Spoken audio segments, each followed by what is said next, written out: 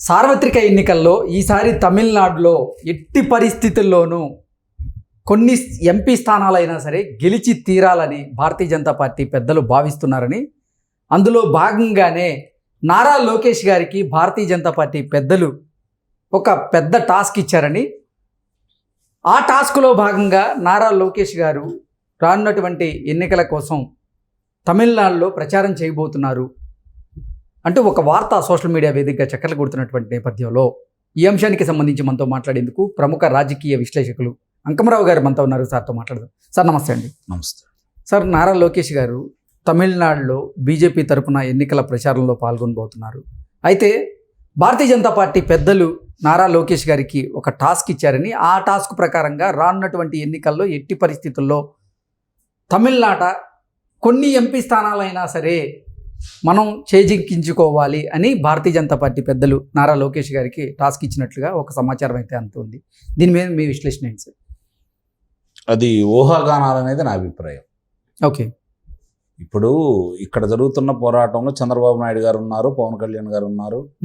వాళ్ళిద్దరూ ప్రచార బాధ్యతలు వాళ్ళు నిర్వహిస్తున్నారు. మిగిలిన కార్యక్రమాలన్నీ లోకేష్ బాబు గారు చూసుకుంటున్నారు పార్టీకి సంబంధించినంత వరకు. ఈ పరిస్థితుల్లో ఇక్కడ కాదని వెళ్ళి ఆయన తమిళనాడులో కూర్చొని ఎన్నికల కోసం ప్రచారం చేస్తారని అయితే నేను భావించట్లేదు. అంటే ఈరోజు తమిళనాడులో జరగబోతున్నటువంటి భారతీయ జనతా పార్టీకి సంబంధించిన ఒక ఈవెంట్కి కూడా నారా లోకేష్ గారికి ఇన్విటేషన్ ఇచ్చారు. వాళ్ళు ఇన్విటేషన్ నారా లోకేష్ గారికి కూడా వెళ్ళబోతున్నారు అంటూ సమాచారం అందుతున్నటువంటి వెళ్ళొచ్చు రావచ్చు, దాని గురించి కానీ ప్రచార బాధ్యతలు తీసుకుంటాడని అయితే నేను భావించట్లేదు. ఓకే, ఇప్పుడు వాళ్ళు రమ్మనొచ్చు వెళ్ళొచ్చు, దాని గురించి ఎన్డీఏలో ఉన్నారు కాబట్టి ఆహ్వానాలు ఉంటాయి. అంటే నారా లోకేష్ గారు గనక అక్కడికి వెళ్ళి ఎన్నికల ప్రచారంలో పాల్గొని ఎన్నికల ప్రచారం చేస్తే మాత్రం భారతీయ జనతా పార్టీకి ఎంతో కొంత మేలు చేకూరే అవకాశం ఉందని భారతీయ జనతా పార్టీ పెద్దలు భావించారని, అందువల్లే నారా లోకేష్ గారిని ఎట్టి పరిస్థితుల్లోనూ మీరు కొంచెం అక్కడికి వెళ్ళి ప్రచారం చేయండి అంటూ కూడా ఆయనకు ఒక టాస్క్ ఇచ్చారు. అంటే ఆయన గనక ప్రచారం చేస్తే అక్కడ 4-5 ఎంపీ స్థానాలు అయినా సరే భారతీయ జనతా పార్టీ గెలిచే అవకాశం ఉంది అంటూ కూడా కొన్ని వార్తలు అయితే వస్తూ ఉన్నాయి. నారా లోకేష్ గారు వెళ్ళి తమిళనాడులో ప్రచారం చేసి గెలిచే పరిస్థితి గనక ఉంటే తెలుగుదేశం పార్టీ పోటీ చేసింది. ఈ ఊహాగానాలు నేను అనుకుంటున్నాను. ఓకే, వాళ్ళ దాంట్లో ఒక అలా ఎన్డీఏలో ఉన్నాడు కాబట్టి, కాబోయే నాయకుడు అతనే కాబట్టి, తెలుగుదేశం పార్టీకి చంద్రబాబు నాయుడు గారి తర్వాత సారథ్యం వహించాల్సింది అతనే కాబట్టి, ఆ ఉద్దేశంతో ఆయనకి ఏదైనా బాధ్యతలు అప్పచెబుతారేమో. కానీ దీనికి ఇక్కడ ఆంధ్ర రాష్ట్రంలో ఇప్పుడున్న పరిస్థితుల్లో దీన్ని నిర్లక్ష్యం చేసి ఆయన వెళ్ళి తమిళనాడులో కూర్చొని భారతీయ జనతా పార్టీని గెలిపించడం కోసం ఆడ ప్రచారం చేస్తాడని అయితే నేను భావించట్లేదు. ఏదన్నా ఎన్డీఏలో సందర్భంగా గతంలో చంద్రబాబు నాయుడు గారు కావచ్చు, రామారావు గారు కావచ్చు, మొన్న పవన్ కళ్యాణ్ గారు కావచ్చు ప్రచారం చేస్తారు వాళ్ళలో ఉన్నప్పుడు. అది వాళ్ళకి ఇచ్చే బాధ్యత ప్రకారం 1-2 రోజులు కేటాయిస్తారు. మీరు చెప్పినట్టు 4 ఎంపీ స్థానాల్లో గెలిపించాలి అంటే ఇవన్నీ వదిలేసి అక్కడే కూర్చోవాలి కదా. అంటే అక్కడ కొన్ని ఎంపీ స్థానాల్లో తెలుగువారు ఉన్న నేపథ్యంలో వీరు వెళ్ళి ప్రచారం చేస్తే కొంచెం ఉపయోగం. కోయంబత్తూరు ఆ పరిసర ప్రాంతాల్లో, మద్రాసు నగరంలో కొన్ని చోట్ల ఉండొచ్చు, కాదని నేను అంటలేదు. ఇవాళ ఉన్న పరిస్థితుల్లో మన వాటన్నింటినీ తిరిగి రావాలి అంటే కనీసం 4-5 రోజులు అయితే పడుతుంది కదా. ఇట్టా వెళ్ళి అట్టా వచ్చే ఊళ్ళో అయితే కాదు కదా. హెలికాప్టర్లో వెళ్ళినా, విమానంలో వెళ్ళినా ఇట్టా వెళ్ళి అట్టా వచ్చే ఊళ్ళో అయితే కాదు కదా. కాబట్టి ఇప్పుడు నాకు తెలిసినంత వరకు ఇటు పరిస్థితుల్లో కూడా ఇక్కడున్న పరిస్థితులను దృష్టిలో పెట్టుకొని 1-2 రోజులు కేటాయిస్తారేమో కానీ ఆ బాధ్యతలు భుజాన్ని వేసుకొని చేస్తారని అయితే నేనైతే భావించట్లేదు. ఒకవేళ మీరు అన్నట్టు అదే కానీ నిజమైతే లోకేష్ యొక్క శక్తి సామర్థ్యాలు గుర్తించినట్టేగా ఎన్డీఏ. అంటే ఆయనలో ఆ శక్తి సామర్థ్యాలు ఉన్నాయని గుర్తించే కదా ఆయనకు బాధ్యతలు ఇచ్చింది కూడా. అదే కదా.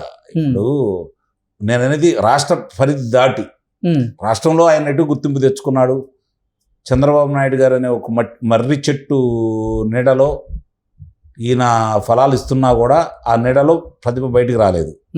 ఎప్పుడైతే బయటకు వచ్చి అంటే ఆయన అదే పార్టీలో ఉన్నా కూడా యువగళం పాదయాత్ర ద్వారా ఎప్పుడైతే ప్రజల్లోకి వచ్చాడో ఆ రోజు లోకేష్ బాబు అంటే ఏంటి, లోకేష్ బాబు యొక్క శక్తి సామర్థ్యాలు ఏంటి, గతంలో ఆయన చేసినా కూడా మరిచెట్టే కనపడేది తప్ప ఈయన కనపడేది కాదు.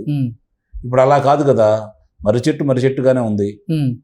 మిగిలినన్నింటినీ శుభ్రం చేసుకుంటూ ఏమేం చేయాలో చేసుకుంటూ గతంలో జరుగుతున్న పొరపాట్లు ఏంటి గుర్తించేసి ప్రజల మధ్యకి వెళ్ళేసి ప్రజాభిప్రాయాలు స్వీకరించుకొని ప్రజల మనోగతాలకు అనుగుణంగా తన యోగాళాన్ని నడుపుకుంటూ ముందుకెళ్ళేసి అతను పర్యటించిన ప్రతి నియోజకవర్గంలో ఉన్న సమస్యలు ఏందో గుర్తించేసి దాన్ని పరిష్కరించుకుంటూ ముందుకెళ్తే ఇప్పుడు దాకా చేసుకుంటూ వస్తున్నాడు కదా.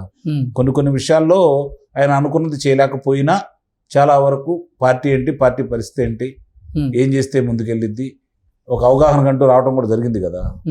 కాబట్టి ఇక్కడ ఆంధ్ర రాష్ట్రం వరకు ఆయన ప్రతిభను గుర్తించారు. యువగళం పాదయాత్ర ద్వారా నాయుడు గారు అబ్బాయి నాయకుడు అయ్యాడు, అందుట్లో ఎలాంటి సందేహం కూడా ఏం లేదు. ఇప్పుడు దీన్ని వదులుకొని అక్కడికి వెళ్ళాలి అంటే నేనైతే అది జరగదు అని నేనైతే అనుకుంటున్నాను.